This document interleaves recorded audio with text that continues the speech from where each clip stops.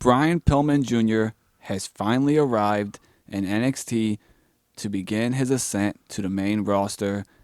I guess he still has to make it safely out of that parking lot on his way to the main roster. Fingers crossed he's able to do that. And he's also doing it under a new ring name, Lexis King. How do you feel about the new ring name? I'm not a fan of it.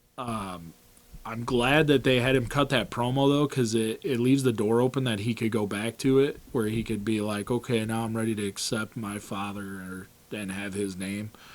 But to me, it's like Brian Pillman Sr., Brian Pillman, never really got to make a mark in WWE, and it was like it's a chance for a Pillman to have their name kind of in the record book in WWE, which I know that's like BS and doesn't really mean anything, but it's kind of like it does kind of mean something sometimes.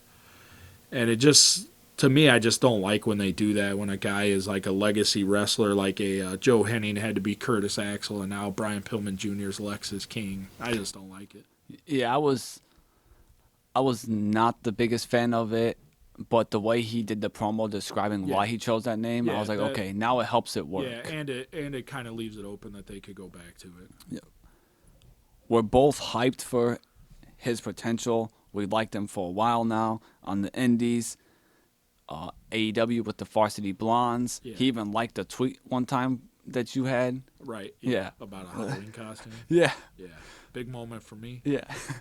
Now in WWE, with Shawn Michaels teaching him, he already was learning from Lance Storm, Also, not to interrupt, Steve Austin is apparently big. helping him. So yeah, he's a big supporter of his. So The sky's the limit then, it seems yeah, like, for this guy. yeah. So like we're ecstatic that he's finally here, he's arrived, and we're going to fantasy book his main roster run, his main roster debut. I know that that's probably a year away, and hopefully he can escape the parking lot to get there.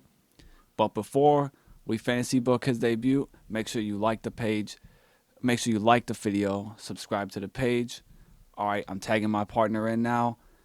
How do you book the debut of Brian Pillman Jr., Lexis King on the main roster? So this is kind of a big idea, and it all rests kind of on his shoulders to carry it, and it centers around Randy Orton. And with the kind of rumor mill kind of running with Orton, you don't know if he's done, if he's coming back one more time. We don't know. So I would kind of a couple weeks beforehand hype up that Orton's going to make an announcement on a Monday Night Raw. Get to that night and kind of have him like be seen pulling up in a car, and throughout the night like have him be seen walking around backstage, interacting with people, shaking hands, hugging people, basically teasing that like, oh, this is going to be it. He's going to announce his retirement. Have him come out and actually do announce his retirement, and then as he's kind of like waving to the crowd, getting on the four corners, you could have this new music hit, and then maybe with this Lexis King thing, kind of maybe have this new music hit and it pops up Lexis King, and then maybe you X that out and you put Brian Pillman Jr. on there. And then I think it would be cool if he came out dressed like his dad was when Pillman made his ECW debut, with like the leather vest, the jeans, the cane. He had these weird glasses on. And then have him kind of introduce himself to Randy Orton, tell him how he's always kind of looked up to Orton and how he always wanted to meet him because they have a lot in common. Both their dads were wrestlers and they're both trying to follow in their dad's footsteps. And he could tell Orton how Cowboy Bob is a legend and a Hall of Famer, but he's both of those things for doing nothing. He could say how no one has a favorite Cowboy Bob match or promo, and that Bob Orton is in the Hall of Fame from riding Roddy Piper's coattails, and how Roddy was a rebel and a trailblazer in wrestling, just like Brian Pillman. Brian Pillman kind of changed the wrestling business, I think, twice, with his match with Jushin Thunder Liger at the Super Brawl. Kind of opened the door for cruiserweight wrestling in America.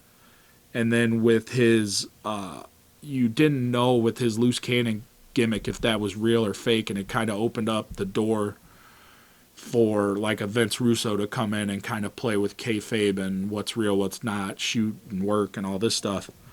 And then he could talk about how everyone talks about the McMahons and the Harts and the Ortons and the Rhodes and the Guerrero families. And he could say how he's here to make sure that no one forgets the name Pillman. And then a la Randy Orton with his legend killer gimmick, spit in Orton's face. And then from there, you can go into a match or a feud or whatever. And I would hope that it essentially ends with Pillman putting away Orton, and it kind of passes the torch, and we get like a Legend Killer 2.0 gimmick out of it, where then you have other, like, maybe he comes out and does the same thing to Cody, like, you know, your dad never respected my dad, something like that. And I think that that could be a huge, like, launching pad for Brian Pillman Jr.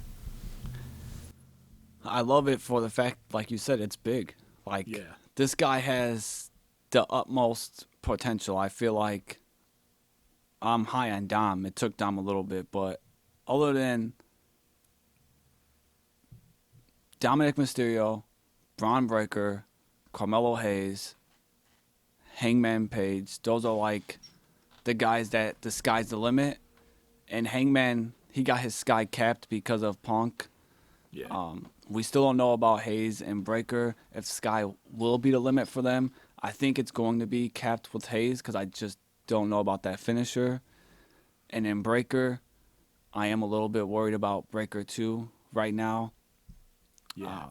Dominic is nailing everything, so at least we know he's safe. And now with Pillman, just throw him in that deep water on the main roster.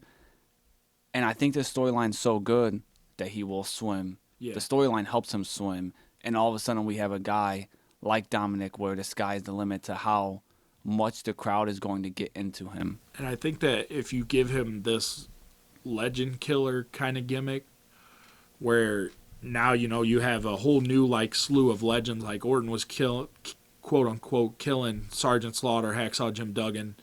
Now you have guys like not on the same level, I don't want to say, but like, I don't know, off the top of my head, like a Hurricane, or what's stopping him from like putting his hands on Triple H or a Shawn Michaels. And it goes so well, I think, with that loose cannon gimmick. So it's like a merging of the loose cannon and the legend killer gimmick. And I feel like that could be kind of a cool, different type of heel that we don't really get right now in WWE or in wrestling in general. Yeah, I like that comparison of the legend killer with the loose cannon gimmick. It's almost like he could kind of just, the way I picture it is him being like, this business didn't respect my father and it didn't give him what he deserves, so now I'm going to burn it down from the inside out type of thing. And I feel like it's perfect. Yeah. With who Brian Pillman Sr. was, it works that his one and only son would come here and burn this thing down. Like, I feel like that could be a cool heel. With that built-in storyline and the fact that this isn't some guy that has no talent they're bringing in. This is a guy that is talented, and he's already learning from Lance Storm, Stone Cold Steve Austin, and now Shawn Michaels. It's like, this dude's going to be able to handle it. Yeah. All right. Obviously, we're excited as fuck. We're talking about a debut that's probably a year away at the earliest. Yeah. But in the comments, let us know if you're excited for Brian Pillman Jr. in WWE and how you would like to see him booked on the main roster and what you think about this idea.